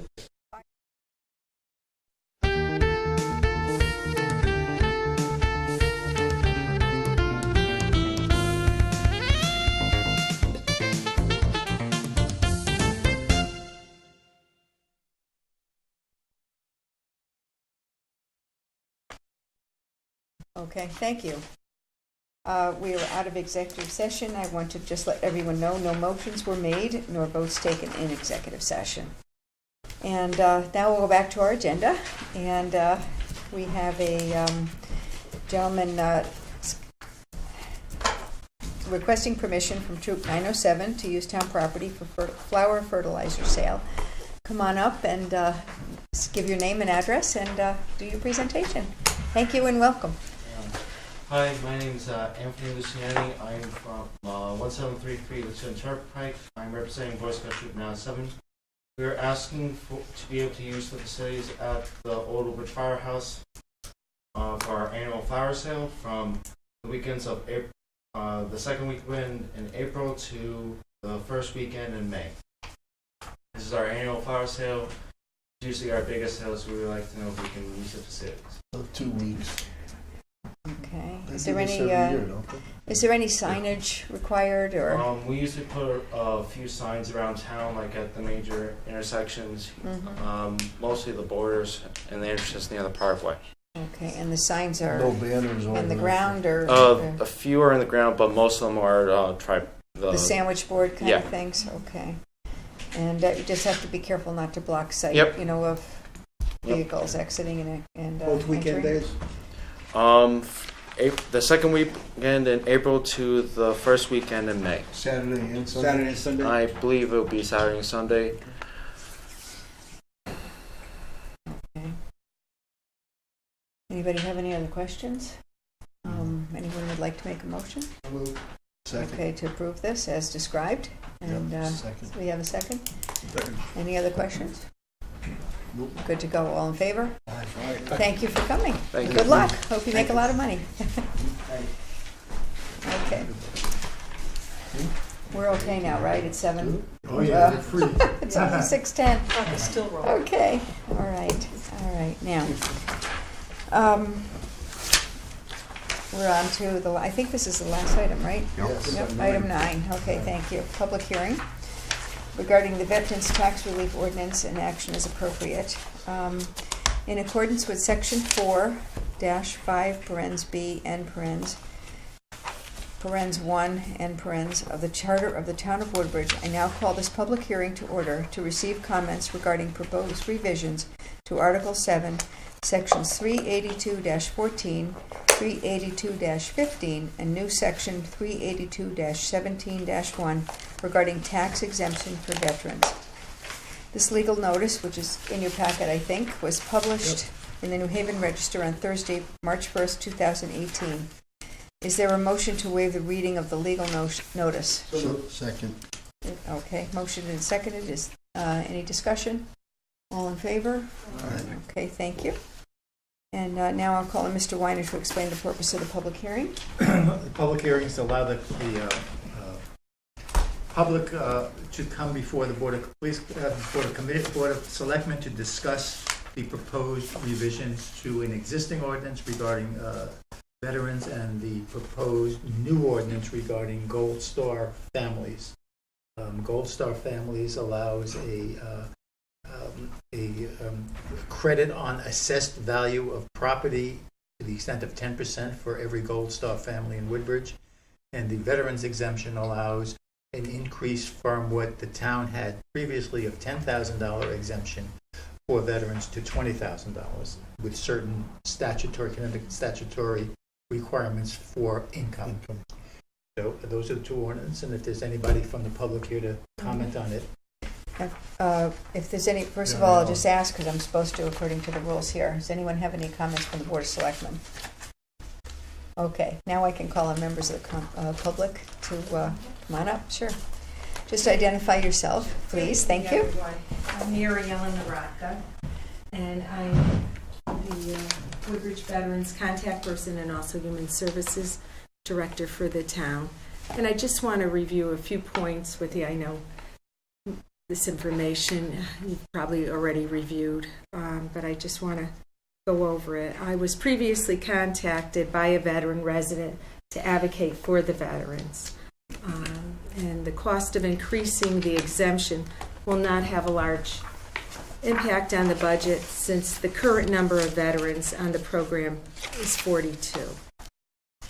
The number of eligible veterans is likely to decline each year due to relocations and deaths. Therefore, the tax loss will be smaller over time. In addition, it is important and cost-effective to keep our aging population in the community where they can age in place. With a limited income, rising cost of living, and older adults living longer, this has become much more of a struggle and challenge for them.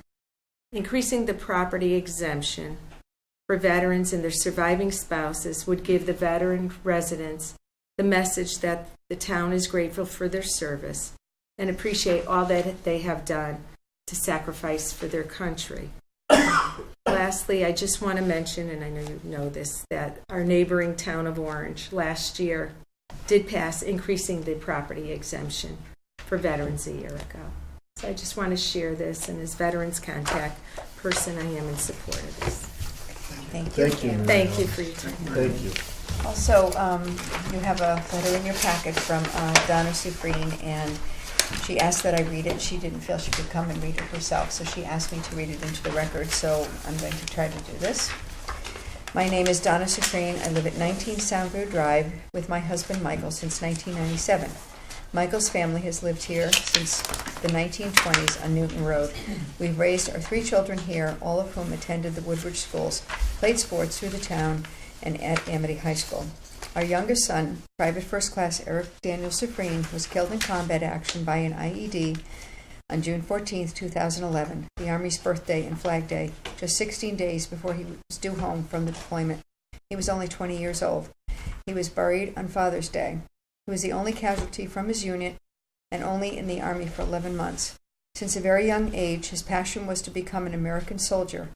He comes from a long line of veterans on both sides of our family. He was so very proud of himself and his country, especially when we saw him at his boot camp graduation. He felt honored to be chosen to go to Afghanistan to replace one of the soldiers that was going home to visit his family. He was so proud to be there fighting for our country and the freedoms Americans get to enjoy. He had found his own way, and his unit quickly took him in as their battle brother and family. While deployed, he earned the Army Achievement Medal and Soldier of the Month for May 2011 after rigorous studying and testing. On his 5th anniversary in 2016, 5 soldiers from his unit traveled from all over the country to Woodbridge to see where he grew up and support us. All of them attended Woodbridge's Memorial Day ceremony to honor him and meet our family. At the time of Eric's death, I was working as an allergy and asthma nurse. When the Army knocked on our door to tell us the dreaded news, Eric had been killed in action, our lives were forever changed. Life is never and never will be the same for Michael and me, his older brother, sister-in-law, his nephew, and niece. He never got a chance to meet, and his older sister, who is also an Army veteran. Also, our entire family and many of his close friends who still keep in touch and come over to visit us. I tried on 3 separate occasions to return to work as a nurse. I am currently unable to work due to many health problems. Michael is self-employed, and we have a very large out-of-pocket individual deductible and family deductible through our Anthem Health Insurance. Being considered by the board to have any type of property tax exemption for Gold Star parents would be extremely helpful to us and very much appreciated. Thank you in advance for your consideration. Sincerely, Donna and Michael Supreme.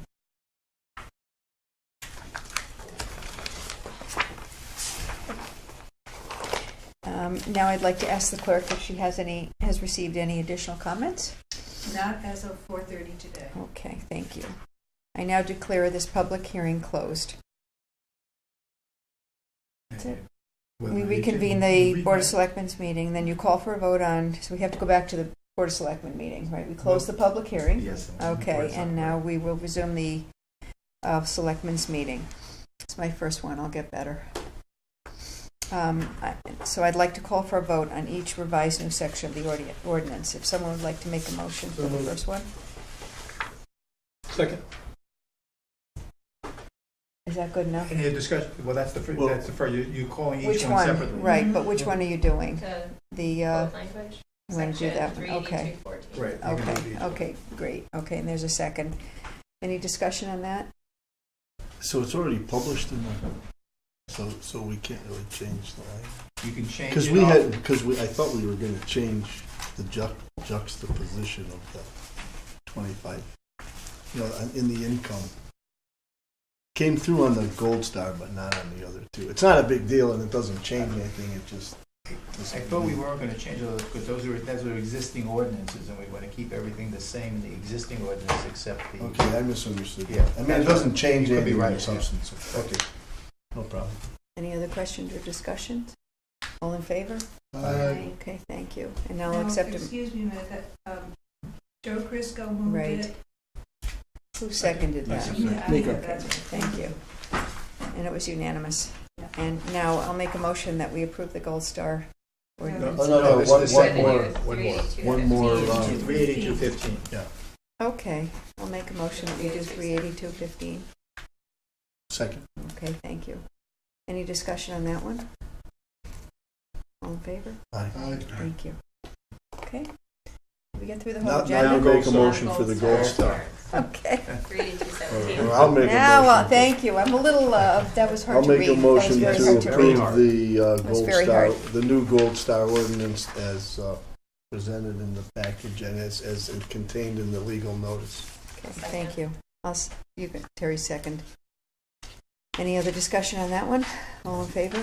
Aye. Okay, thank you so much. Just a comment, we did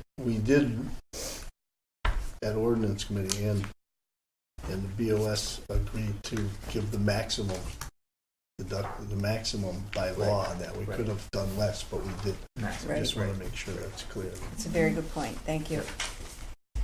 Okay, and did we get through the entire agenda? Did I miss Yes. anything? Because we were all over the place. Motion I'm to so sorry. adjourn. Okay, All thank you. Second, great. All in favor? It's non-debatable, no discussion. Thank you all. Good night. And I was going to say 6:22, but it's 7:22. I'd really get Still pretty credit. fast. It's still fast.